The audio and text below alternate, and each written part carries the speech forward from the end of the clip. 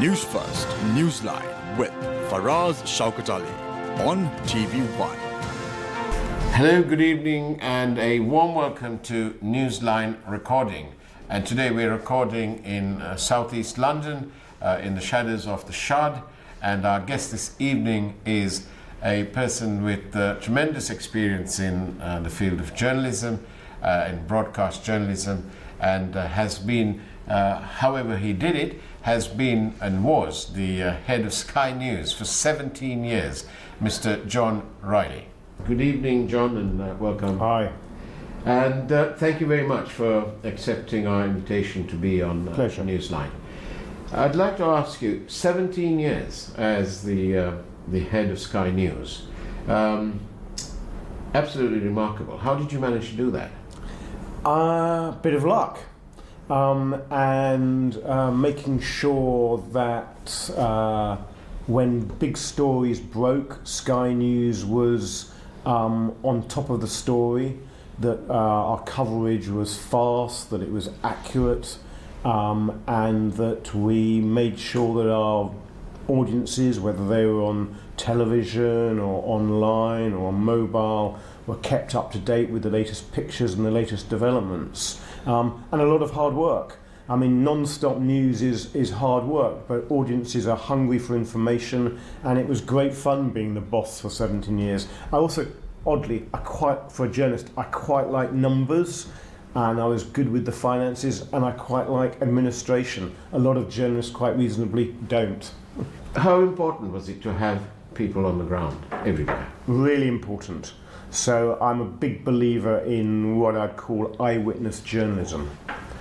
That is sending teams of correspondents, producers and camera operators to the heart of the story. So you put the camera at the heart of the story so viewers back in the UK could see what was happening around the world. Really important. Now the downside is that is expensive. To send teams, as you would know, to the heart of a story around the world is expensive. Not just the travel, but keeping them there, and then events like war or conflict like the Ukraine war, it can be dangerous on the big health and safety issues. But the best journalism is about sending teams to witness what is happening so that audiences back in the home country can see what's going on.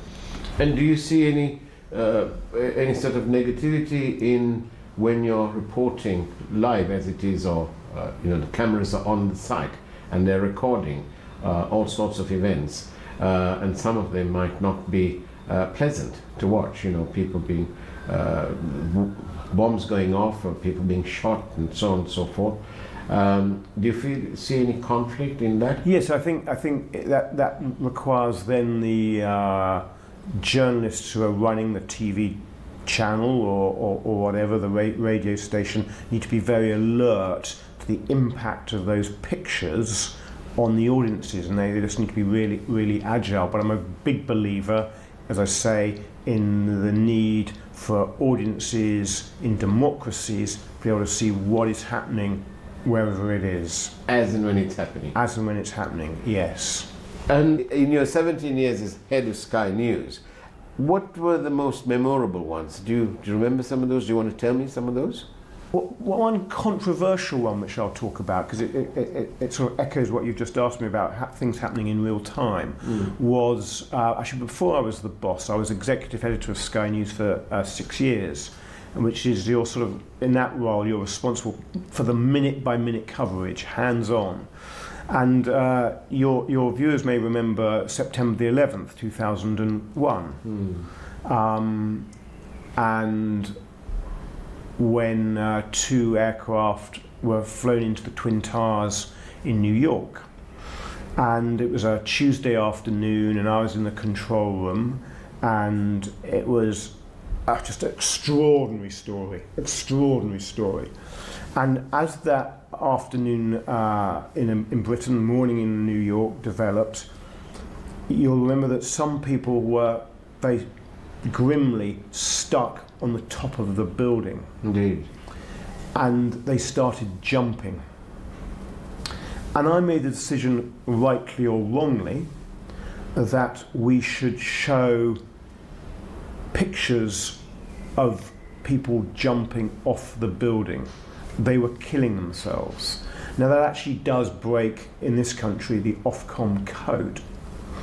You're not meant to show people killing themselves. But I thought it was such a key element of the story as it was unfolding that day that we should show it. And we did. And there were complaints, but we were fine. Those pictures of the jumpers, as they're known, have never been shown in America. And it was a fine line decision that I took in the control room. So that's I'll remember that afternoon, that morning in America, forever. I'll also remember much more recently, September last year, when our late Queen died. And it's very unusual for newsrooms, particularly non-stop newsrooms, to go dead quiet. There's always a sort of hum of a little bit of activity as people are producing the news. And it was 6:30, and the email came from Buckingham Palace to say that Her Majesty Queen Elizabeth II had died. And it pinged up on a couple of people's screens in the newsroom, and the newsroom went dead quiet for only about 30 seconds. But it went dead quiet. And I was in my area where I was working, and I thought, oh, why has it gone suddenly dead quiet in the newsroom? And I thought, oh, yes. And then we did the news that the Queen had died. But I'll remember that. The only other time it went dead quiet was when the second plane went into the Twin Tower on September 11th. Those two occasions, people were just gobsmacked by what they'd seen when the second plane went in that afternoon on September 11th, and then September 2022, when the news came that Queen Elizabeth II had died. Otherwise, there's always, as you would know, sort of the hubbub of the newsroom, but those two occasions, they'll stick in my memory forever. And it brings me in nicely, I think, into this thing you've referred to, Ofcom. Yes. So it's tell us what is Ofcom? So Ofcom is a organisation set up to regulate the broadcasters in the UK. So Ofcom have to decide whether or not the broadcasters have in any way broken a code of standards about broadcasting, television and radio. But is only responsible for television and radio. Ofcom, the Office of Communication, is responsible for a plethora of things: our postal deliveries, our telecommunications, our broadband. A very small but significant part of what they're responsible for is broadcast journalism, and there is a code by which the broadcasters have to abide. And if we break the code, and it's fairness, impartiality, all on the whole sensible stuff, if broadcasters break that, then Ofcom can ask the broadcasters to apologise. They say you're in breach of the code. We have to apologise, and it's read out on air or on the television. And at the very worst, they can take away the licence to broadcast, which is a very big deal, or they can fine you. So there's a sort of scale of penalties. Right. So the usual scale would be a series of warnings and apologies, going on, and then money, and then ultimately revoking your licence to broadcast, which is a very big deal indeed. In your 17 years as the head of Sky News, and several years before that in your broadcasting journalist career, how many times do you recall a broadcaster losing their licence? So I can only recall there's been one occasion which was a very big deal, about 2 years ago in 2021, when Ofcom decided to revoke the licence of CCTV, the Chinese TV news channel. Right. And that was a very big deal. They wouldn't have done it lightly. And the Chinese government didn't like it back in Beijing at all. Of quite often broadcasters have to read out an apology. We were lucky at Sky News. I think we had to do that on 2 occasions when I was in charge, because we'd made mistakes, which Ofcom upheld. But it's very, very unusual for Ofcom to take away the license for someone to broadcast. You told me before about how you did the coverage of the jumpers at the World Trade Center. What happened there? What did Ofcom say about that? They looked at it and they decided that actually we were justified in doing it because it was part of the unfolding story. Mm-hmm. And Ofcom will have a bunch of former broadcasters, lawyers, they have a code of ethics, and they'll decide whether or not you're in breach. But they decided we weren't. It's a long time ago now, it's 22 years or Indeed. whatever. Yeah. Thank you, John. And it's now time for a quick take at this evening's headlines from the Primetime News team, from that wonderful team up on the 3rd floor.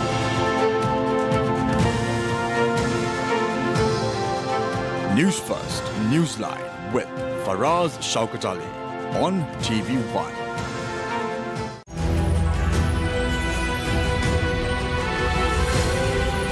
TV1. TV for life. Domestic debt optimization is a significant step, but complications may arise, says Fitch. President as the Finance Minister issues Gazette vesting officials with power to decide on domestic debt optimization. Economists warn that domestic debt optimization would impact the EPF. SJB responds to President's invitation. LP gas prices reduced once again. Tarindu Uduvaragedara summoned to CID, while Darshan Hanunguru summoned to Financial Crimes Division.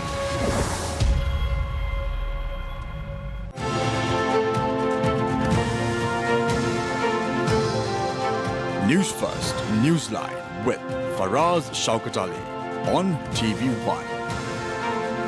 Hello, good evening, and a warm welcome to Newsline Recording. And our guest tonight is the former head of Sky News, Mr. John Ryley. Thank you again, John, for joining us on Newsline. I'd like to ask you, as a journalist, not only because you headed Sky News for 17 years, and that number fascinates me, but how important is regulation versus control? What is Ofcom? Does it regulate you? Does it control you? And how important? That's a really, really important question. There's a really big, important difference between regulation and control. So Ofcom, the Office of Communications in the UK, responsible for broadcasting and is a regulator. So how it works is if a viewer or listener makes a complaint, Ofcom then is duty bound to look at that complaint, and if it thinks there's some substance to it, then it will investigate it. A lot of the time they say, actually, broadcasting was fine. They don't tell us what to do, they're reactive. And on the whole, it works very well. And it works well because their primary aim is the protection of the viewer or the listener. And it works well because there's an openness and transparency about how they work. And there's an openness and transparency about who runs Ofcom and who is on the board of Ofcom. And it's currently an individual called Lord Grade is the chair of the board of Ofcom. And we know his politics, we know where he's coming from, and there have been a very transparent process to appoint him. Which is reflective of every public appointment in this country, yes, in Britain. Yes. So these aren't sort of deals done behind closed doors or at party headquarters. Right. And the chief executive of Ofcom is a former civil servant who'd worked in the Treasury for some time. He's a very, the system is transparent and open. And when Ofcom, as they sometimes do, and we had a couple in my tenure as the head of Sky News, find Sky or a broadcaster in breach of the guidelines, and it's a massive book of guidelines, they have to explain in a lot of detail why they believe you're in breach. And the broadcaster can challenge it and say, no, we don't agree, and then there can be to and fro. Oh, so it's not sort of Hobson's choice, it's not one way. It's two-way traffic. And they say, well, hold on, why did you do this? And then there's a sort of to and fro.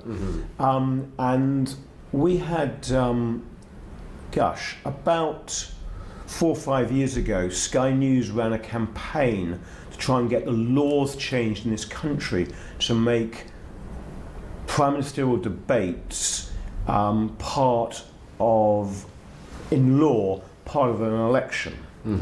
And some people thought that it was wrong that a broadcaster was trying to change the law to make, by statute, debates part of the election, the campaign.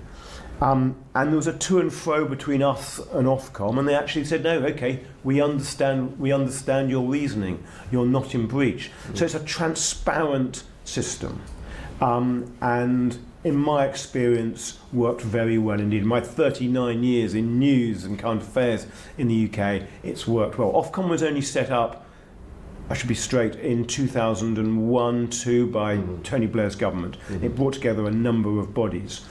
A key thing, though, to remember about Ofcom in this country is that it is not responsible for newspapers, magazines, or any digital journalism. Social media, no. And it needs to work out where it stands on that stuff.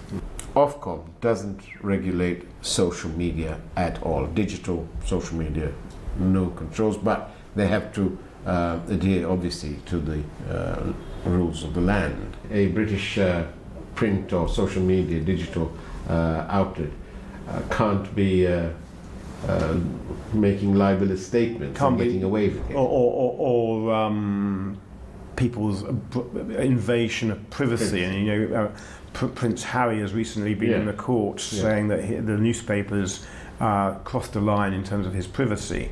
But that's one of the laws of the land.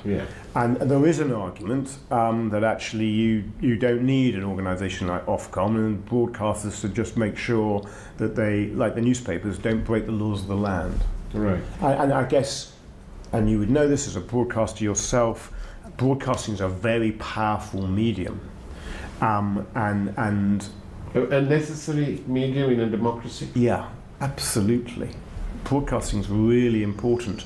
So you can, governments need to be scrutinised. They need to be challenged on their actions and their decisions, whether it's going to war with another country or dealing with internal strife. It's very important for a successful democracy that the electorate, the voters, the public understand both the government's views and those who disagree with the government's views. And that needs to be aired and heard. Absolutely. So the broadcast industry in Britain must be worth billions. I was going to say millions, but I'm sure it's billions, and employs hundreds of thousands of people as well, directly, and several more indirectly. So all of this is possible only because there is opportunity for investment and security for the industry in terms of its licensing. So Sky News was launched. It was a start-up in 1989, February the 5th, 1989. Sky News went on air. It was one of 4 Sky channels that Rupert Murdoch put his money in. He took a risk, and he took on the duopoly of the BBC and ITV back in 1989, and it was a venture, but he understood that provided Sky didn't break any broadcasting codes, it was a very good bet. and to this day it's flourishing very, very well indeed, and was sold to the American organisation Comcast 2018, 5 years ago. Yes. But it was a buccaneering, bold move, and a great one. But Mr. Murdoch, I suppose, wouldn't have made that investment if he knew that, in 10 months' time, he needs to go and renew his annual license. No, he would. There is no annual license. No. Does that give you, as a journalist, does that give you security of Yes. of your job? Of Yes, your career and, so on? and you know, if you're in private enterprise and you want to attract really capable, dynamic individuals, both off camera and on camera, to work at your enterprise, then there's got to be some sort of security of employment, for sure. for the industry at large. Yeah. So how important is the rules governing public appointments? Because it appears to me that the success of regulation and so on is down at the end of the day to how transparent public appointments are. Very important indeed. And the job will be advertised. There'll be an open and transparent selection process. It will be discussed, and that will all be, what's the word? It will be catalogued, it will be written down. I mean, British democracy is successful when everyone's open and transparent about it. And there are penalties to pay when they are in breach. Yeah. And there are public inquiries, like Yes. we had the Chilcot inquiry. Yeah, and we've got the big inquiry has just started Yes. into how the government handled the COVID pandemic. Indeed. And key secretaries of state, for instance, the former Secretary of State for Health, Matthew Hancock, has been giving evidence the last few days. And We had David Cameron before that yes, as well. and a very robust procedure with full scrutiny. When you look at our country, Sri Lanka, and I'm sure in your 17 years you must have covered events in Sri Lanka. What are your thoughts on Sri Lanka and in terms of its governance? We've had lots of trouble. What I think is, and it's the same as in Britain, what is vital in democracies is that there's a state broadcaster. It's the BBC in this country. It's really important that there isn't just a state broadcaster. There needs to be private organisations, private enterprise. We have ITV in this country. We have your good selves in Sri Lanka. We have Channel 4 News. We have Sky.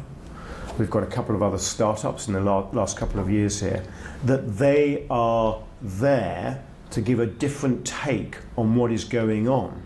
Because if it's just left to the state broadcaster, that can be quite easily controlled. And it's really important in successful democracies that entrepreneurial news organisations backed by private money can give a slightly different take on what's going on.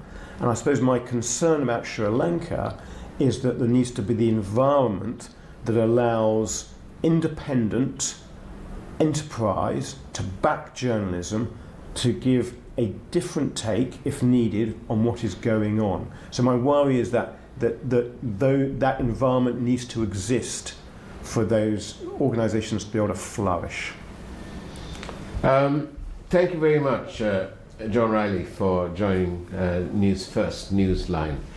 We much appreciate your time and your take. And the question still remains, how on earth did you manage to be the chief of Sky News for 17 years? I had a brilliant team. There's a sort of there's a philosophy of leadership, isn't there, that you want to make sure the people you're working with are smarter than you. I had some very smart men and women, both in immediate jobs below me and around me, and they made sure that we stayed on the right side of the law.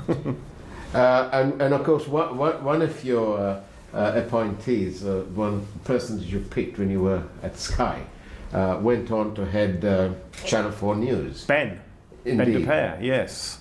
Fantastic journalist. And proved to be a bit of a pain in the side of one particular political family in Sri Lanka. Yeah, Ben is a very, very entrepreneurial journalist. He believes at getting at the truth, and he never pulls his punches, and journalism needs more people like Ben de Pere. John Ryley, thank you very much again for being on a Newsline recording all the way here in London. Thank you, and good luck in your retirement. We look forward to welcoming you in Sri Lanka, where the roads are pretty good and the treks are pretty good if you want to do some cycling. Thank you very much for inviting me to take part. Thank you. And that's the way it was on Newsline recording. It's now time to say thank you. Take care, have a great evening as much as you can. And of course, God bless you all.